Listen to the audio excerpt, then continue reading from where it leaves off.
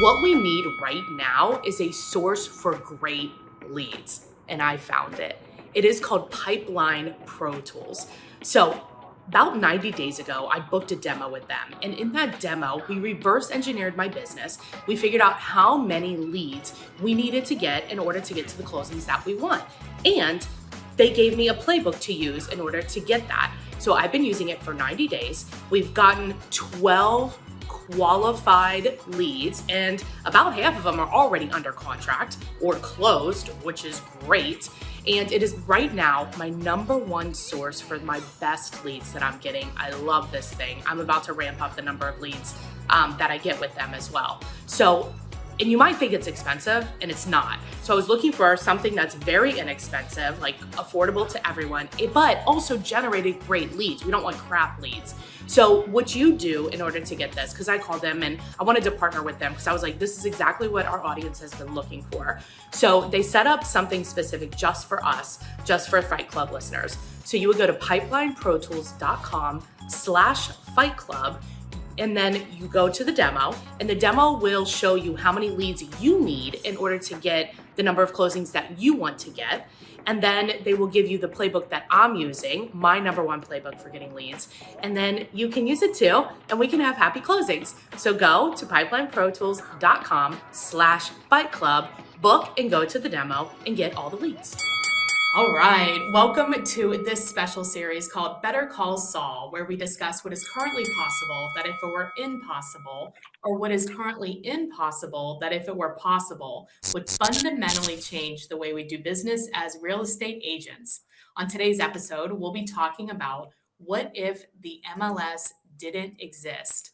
Here with me today is my co-host, Rachel Reel, broker owner of Rachel Real Estate in Chicago. Hey, Rachel. Hey, Jen, how are you?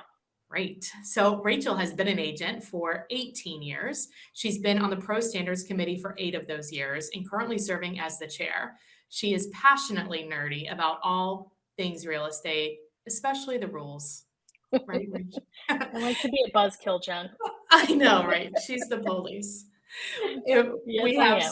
Saul Klein with us today, who is the godfather of real estate technology. He's been licensed to sell real estate for over 47 years. He was the original team member of Realtor.com, the creator of the National Association of Realtors technology certification program called ePro, and he is personally responsible for the first 500,000 listings to be displayed on Realtor.com, where he spearheaded listing syndication, distributing all of our listings to the consumers over the internet. Welcome to the show, gang. Hey, Saul, how are you? Good to be back. Good to see you guys. It's been a while. You too. Well, so let's give some context around this question and then about the MLS, and then we'll dive deep into it.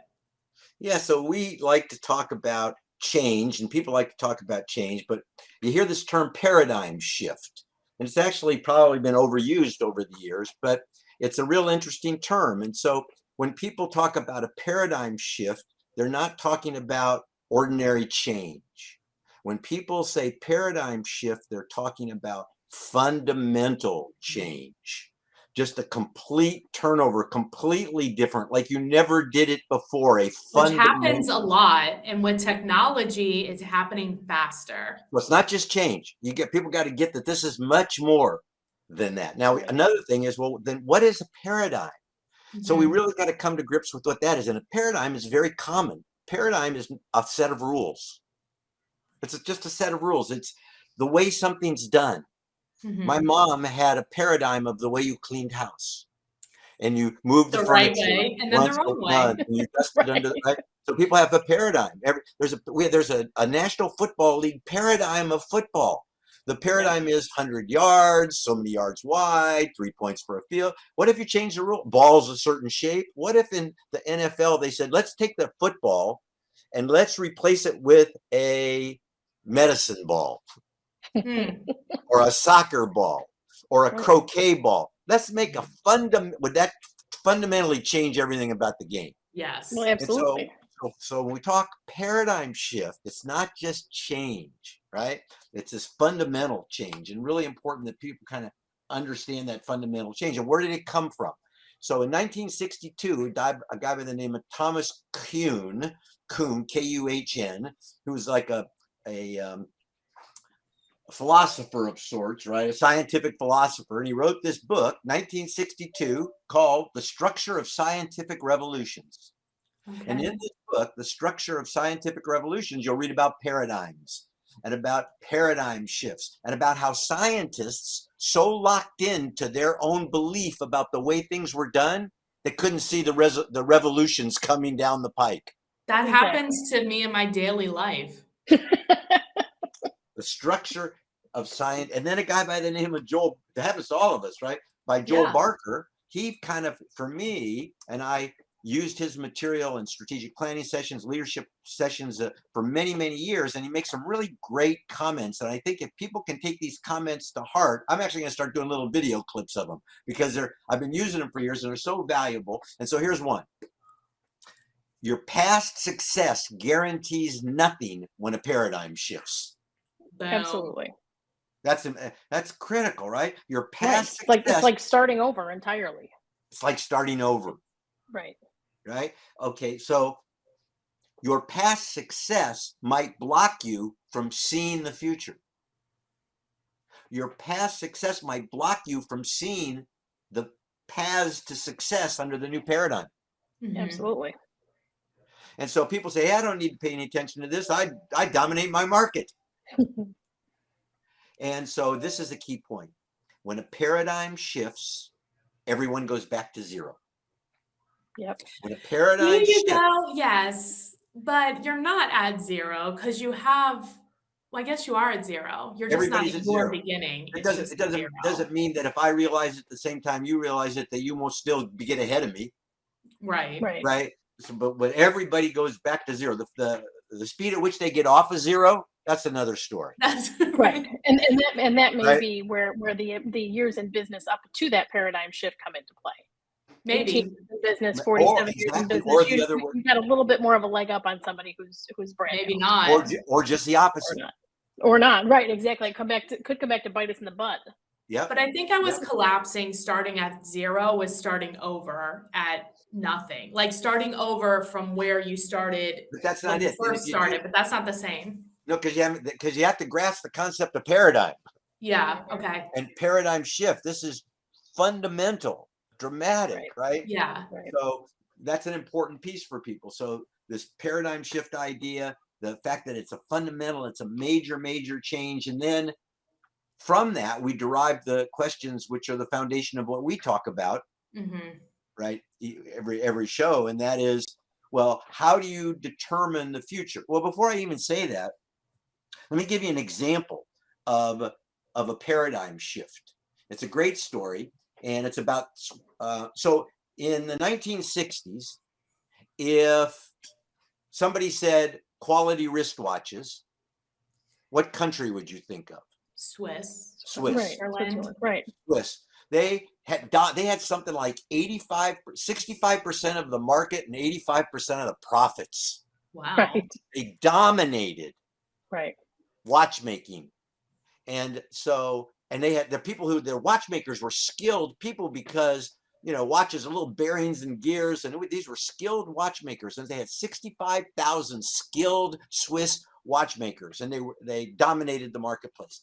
And then in 1968, well, then today, most people, if they have a watch at all, it was turned into a quartz crystal watch, right? Where you had this, and the big companies were like Seiko Mhm. and Texas Instrument. Now, why? What happened to the Swiss? Why didn't the Swiss get on the bandwagon with the quartz crystal? And the answer is worse than you thought. The Swiss invented the quartz crystal. Oh shit, that is Ooh. worse than we thought. So they Didn't invented see that one the coming. quartz crystal, and they had the lab, right? Research, R&D, research labs. So Right. they developed in their research labs the quartz crystal as timekeeping. They showed it to the decision makers, and they decided that it was not the future of watches because it did not have any bearings or gears.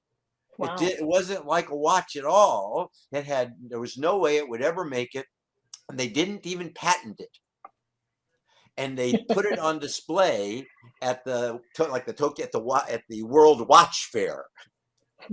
And Seiko saw it, and Texas Instruments saw it, And in 5 years, the Swiss watchmaking community went from 65,000 Swiss watchmakers to 15,000. Oh, That hurts. When a paradigm shifts, everyone goes back to zero. Your past attention success realtors. guarantees What nothing. is happening? It Hey, is happening. I work for a big franchise name. We're the name brand. Nothing can happen to us. When a paradigm shifts, everyone goes back to zero. Right. Right. So you have to be able to kind of spot that. So in your planning, and this is also key to success, is planning, strategic planning, not just planning for tomorrow, but strategic planning and trying to figure out what the future is going to look like. Because if you can then figure out what the future is going to look like, you can figure out a path to it. But if you can't figure out what it's going to look like, you're never going to figure out the path, right? Exactly. Right. So, Right. so what does the future look like? Well, we found the keys to figuring that out. And they're the answers to the questions that we posed, which I got from Joel Barker, right? And the first one is what? What's currently impossible? And if it were possible, it'd fundamentally change the way you do real estate. The other side, fundamentally change the way you do business. We're talking about real estate. And the other side of that question, what's possible? Totally possible. You take it for granted it's so possible. What's totally possible? And if it were impossible, it would fundamentally change the way you do business. Now, we'll throw examples out there, and some people might debate us on whether or not it's a fundamental change or not. That's okay. Right? But yeah, it's fine. What is important is getting involved in the conversation. Exactly. Exactly. Well, and the one we want to talk about today is what if the MLS didn't exist? Yeah. Right. How would we conduct a business if we all of a sudden tomorrow we woke up and we had no MLS? So let's pose it in a question. What's the question? The question is, what's currently possible in the real estate business? Answer, MLS. MLS. Okay. And then, so the question is, what if it weren't possible? How would you do business if you didn't? And you have to look at how it fits into your daily routine now. Right. And then figure out, so how would you do it? Rachel, what would you do if there were no MLS? Good God. If I woke up tomorrow and there was no MLS, I mean, I would be forced to surf the internet just like all of our clients do. I mean, in all reality, a lot of our clients go to the internet, go to our, competitor websites, go to Zillow, go to Redfin, go to any of those portals that have really good platforms for consumers, go on there and start looking like they do. I mean, in all reality, there are, I don't even know, I think it's 30,000 or so licensed brokers that are not members of our MLS in our area. So of those 30, or in Illinois, so of those 30,000 people who aren't members of an MLS, how are they conducting business? What they're doing is they're going on Zillow, they're going on Redfin, they're going on any platforms they can. And those two being probably the most widely used. And I would almost say Redfin's even more than that now, more than Zillow, but those two seem to be the two big ones. And then calling me up and saying, hey, I see you have a listing. I'm not a member. I'd like to show it. Great, go ahead and show it. No problem. I mean, what is happening though, and this is where part of that would come into play. We have to remember that our MLS is an offer of compensation and cooperation. So if all of a sudden that MLS didn't exist anymore and we were forced to use those platforms that consumers are using, and we go ahead and call that broker, they're obligated to cooperate with us, but they aren't necessarily obligated to compensate us. Yeah. So that would that would be a huge change for our business because we would have no MLS, and we would also have to then negotiate compensation for every single phone call we make. So and that would be a huge change. So and I'm going to guarantee you it would be a change that not a lot of agents would even know they would have to make because they just assume that you're getting compensated. So we start off with the question. The fact is you have to start drilling down. Yes, you do. The question begets more questions, more issues. Right. But you brought up a great point. That is snowballs. Listing information is a commodity. Absolutely. There's listing information is everywhere. Right. We used to hold the information in those big books that got delivered twice a week, on a Friday morning, and then you'd have to cut and paste and send them out to your clients. We don't have that anymore. No. So anybody can access the data anymore. Absolutely. So that portion of the value proposition is not there anymore because people can access this. Now it's only the listings that are listed. It's not all of the houses available for sale. Right. But that's not the case in the MLS either. In the MLS currently is only only houses available for sale that are represented with a realtor or where they've paid some company a flat fee to be in there. It does Right. not represent all of the houses available for sale. No, it doesn't. And neither does Zillow represent Right. all of the houses, Nothing right? does. Nothing does, There's right. no source that has all of the That properties. has everything, correct. And the contention always was the MLS was the best. The reason was it was policed. See, look at then the Right. value of an MLS. Well, yeah, Zillow's got the data. It's at least 15 minutes behind, or some period of time behind Right. a live Right. feed. So there are all ways to measure this, but the fact is, what's Right. available on the marketplace, today is available to everybody one way or another. Right. Most of the time without having to go through an MLS. But if you're a real estate agent, you're trained, so that's where you go. That's Right. where You you go to go, the right. MLS, and we're asking if you couldn't go to the MLS, You couldn't go on the where would you MLS go? and And you still had to Rachel send your came kid up to with, college tomorrow. you'd go to. How you making a living? Actually, I think about this. You could go to Redfin, Mhm. and they have access to the MLS, Right. Right. and they have a website where they display everything. As a matter of fact, you could go to any broker site Any that has an brokerage IDX does. Right. solution. Any broker Yeah. site. Right. It's Yeah. just that some of You them wouldn't you'd have to weed out which ones update their feed quicker than others, and I think Well, that's where yeah, but if Redfin that was the way tends you to did excel. business, you'd figure that out, right? Right. You sure as hell Right. would. So you'd pick your best agent in town that's got the best for whatever, and you'd use theirs. You wouldn't need to join the MLS. But then it Right. creates the next question, Rachel, that you brought up, Mhm. and that is the offer of compensation. Right. So, okay, so now we know if the MLS disappeared, you could still find inventory to sell. Right. Yes. That would And not. you That's could, not our biggest problem. and you still could sell the inventory that you had. Sure. I think, yeah, I also think like if it didn't exist, that we would probably see more niches.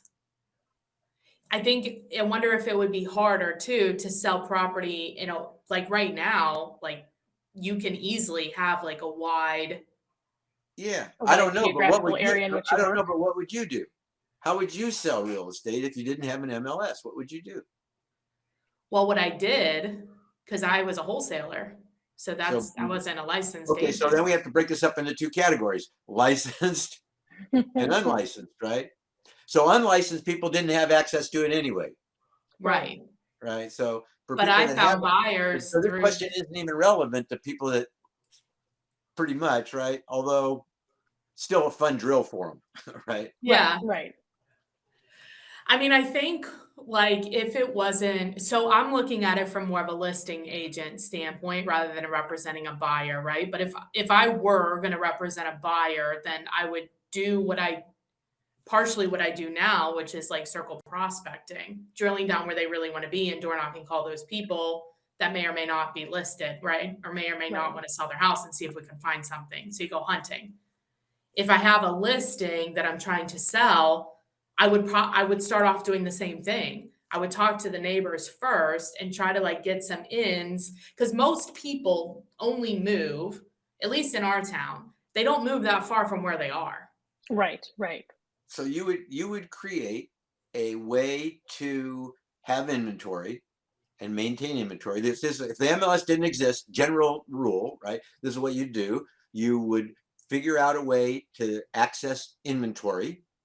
That's the first thing. And Get we know there are a lot of inventory. ways that people might do it, but that's the first thing. And then the second thing would be to figure out how you're going to get paid.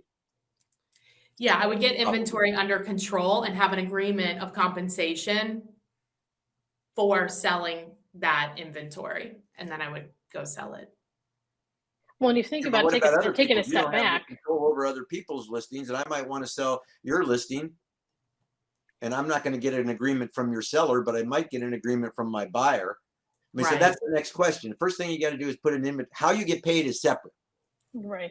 because the MLS. Because remember, the main question is, what if the MLS doesn't exist? And I see, Right. also Well, and think if we go back a too, little bit, too, when I was talking at the beginning about, using platforms like Zillow or Redfin, if you think about that though, the only listings that Zillow might not even exist because they would have to pull all that right. different they pull from the MLS. So if the MLS doesn't exist, does Zillow even exist? well, they would have to figure out a way to get. They'd have to figure out a way. But if they didn't figure out a way, say they didn't, I would then as a broker have to look at every single brokerage's websites and pull that information, because Yeah, I think they would. I think they would figure out a there way. would really They be no would other way figure out around an doing it. aggregate. They would get it. Right. Everybody would, Right. because the listing data is a commodity. It's not like Right. it's not there. Now, Right. No, it's somebody not might there. have to create something that goes out and scours the internet and finds all the latest newspaper ads and the latest and bring. So you'd need like a non-MLS replacement for that at that point. Something that would Well, aggregate the data from all those different places, as opposed to one pull from the MLS. I mean, the reality is that the MLS really only exists in like the US and Canada. It doesn't Which exist. blows my mind, right? It doesn't exist in Latin America. No. It doesn't exist in Europe. Like it doesn't, we're like the only ones that have it. And what they do, because we, as you guys know, we have a team in Portugal and Colombia. What they do is they actually talk to each other. Yeah. Right. But see, the thing about MLS, I'm an advocate for MLS. I think MLS is Right. an It makes it amazing easier. thing. It creates a marketplace that makes it so much easier. Yes. As a matter of fact, Yeah. all the countries that I've ever talked to, and the people I've ever talked to, they all want to figure out how we do They it. want to Right. figure They out how to wanted, do when it. I was Right. the CEO at Point Two, the countries wanted us You to can do come in more and wanted to use our volume. platform Yeah. for Absolutely. their usage. So what we've got is the envy of the world. And I know they don't use it in Absolutely. other places, but we're willing to take a step back. And if we eliminate the MLS, that's what we do. But we get back to the question, that could happen. And if it did, how would people do business? Well, number Right. one, the two major things we've come to terms with here is, one of the things that MLS does is it provides inventory. Mhm. Mhm. And then the other thing is it provides a path for compensation. Correct. And those seem to be the two major things. So if there were no MLS, we, as a practitioner, we'd have to figure out how we're going to access inventory, and then how we're going to get paid. And it might be that some listings we don't need a buyer contract, but some we do because we get a contract with the broker. Then this bigger question, what would portals look like? They have to ask the same question. Even Right. so, the Zillow people ask themselves at strategic planning sessions the same question, I'm sure. And Yeah. Glenn at Redfin, they got to be asking themselves the same question. Right. Right. If they're leading their companies, these are exactly the questions they need to be asking. Right. What are the Right. things that exist right now that allow our business to take place, that if they didn't exist, it would fundamentally change our business? Right. Would you be starting a brand new company, starting all over But again? I think though you also have large brokerages that have like a large percentage of market share, right? And so if they have an internal communication, they basically have a mini MLS. Well, they do. Technology is easier to get than it was before, 30, Yeah. 40 You also years have like ago. Facebook, and you have Instagram, and you have all these other platforms, LinkedIn, and you It's have all easier. these. So, yeah, but what about agents? They put it on there, but they don't take it down. There's a price change, and they don't. There's all these Shit, that things. happens all the time. Less than the MLS. Imagine if you didn't have an MLS. If it were like just imagine all that kind of disinformation. Oh God, could you imagine? Right. Yeah. Well, What you if had mentioned. in places like Portugal and in Colombia, if somebody's can somebody have a property priced at 300,000 and another brokerage advertise it for 280? Yep. I can't wrap my head around how that works, or how Yeah. it's effective, how it's efficient. Well, so we It's have not efficient. we have a very efficient, our market. MLS is a great consumer as well as professional tool. It It is, really absolutely. helps, and it's got its flaws. It always has, but it is a great system, and it's under fire, and Right. it could be jeopardized. And so people that count on it for their business, even though they could do something else, it's easier to know where the cliff is and start preparing for it ahead of time Right. Mhm. than to wait till you're at the edge. Well, that's the whole Absolutely. point of this conversation, is because we all get stuck in doing what we've always done. And we're like, this works. And unless and Right. until it stops working, it's hard to pull yourself out of this comfort zone to be like, well, what would happen if? But that's why we have these conversations, because it doesn't slowly happen. It's like slow and then all of a sudden, right? Mhm. And you'll This feel is like, oh shit, I missed, like something happened. Well, this is like sales meeting conversations. People should be having these kinds of conversations if they have sales meetings. It's like you always have a spot to fill. People should be Right. talking about this, and just to stimulate this conversation.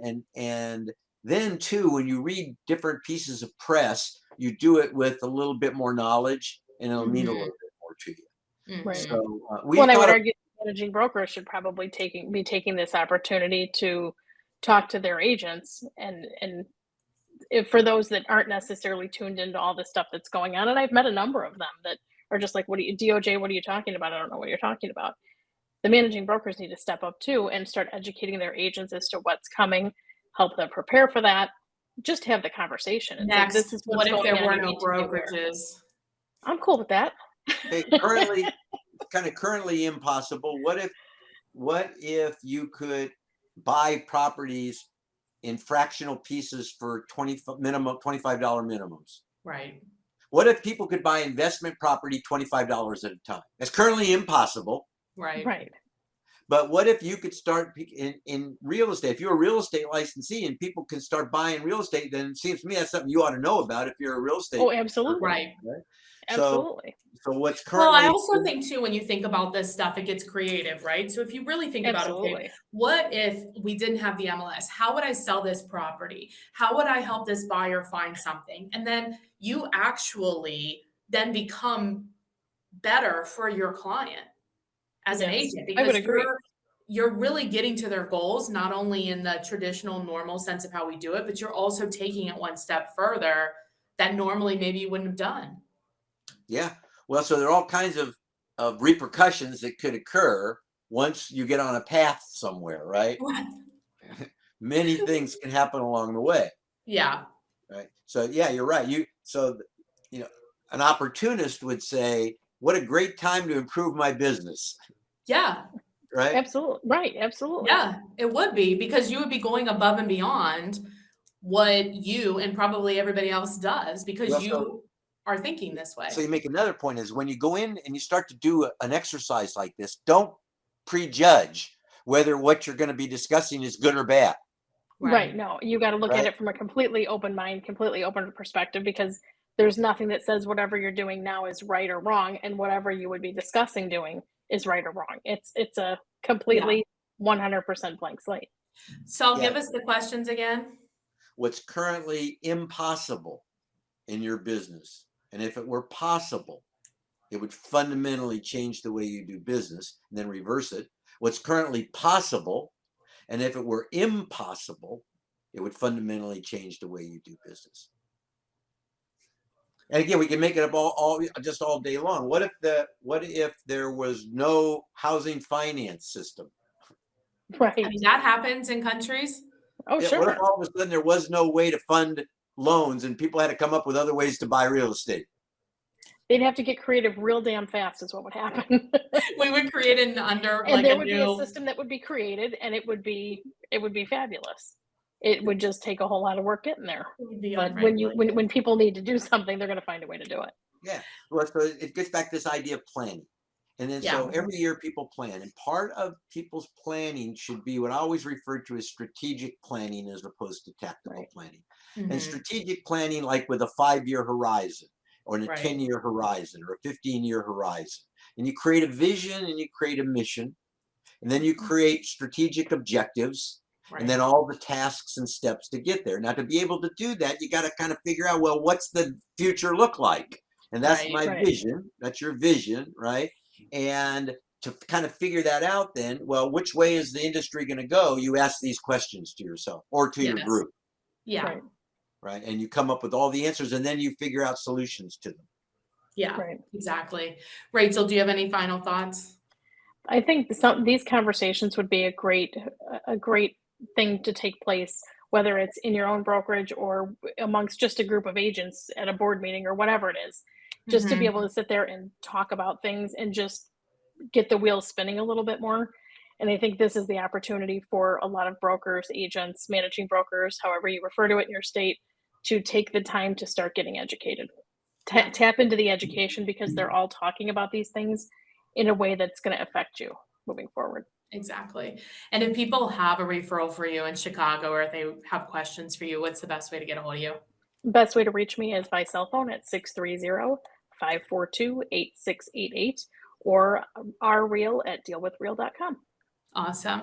And Saul, as always, great context, great conversation. What is the best way for people to get a hold of you, and where can they start filling their brain with this type of stuff? Yep, you can send me email, saul@bettercallsaul.realtor. That's .realtor, saul@bettercallsaul.realtor. The Data Advocate, THE, thedataadvocate.com. or I'm on LinkedIn and Facebook and all those types of places. And we just like to have real basic conversations about things that might take place. They might not, but then they might. What if you could fund a loan in 24 hours? That's going to Sign happen. me up. Oh, you can't do that now. Yeah, but what if you could? God, would that be awesome or what? Be amazing. Oh, there you go, judging it again, Rachel. It would be amazing. All right. Thanks for being on, guys. Thanks, See you guys. next time. Why do 85% of real estate agents get out of the business in less than 3 years? Well, the main factor is that these agents don't realize that they own their own business. So my coach, Coach John Kitchens, has put together a free clarity report for us. This is whether you want to earn $100,000 this year or $1 million. This report will give you the clarity you need to thrive in your business and not be a statistic. Go to coachcodeclarity.com for your free clarity report outlining what your success looks like. Don't forget to hit the subscribe button so you don't miss a podcast.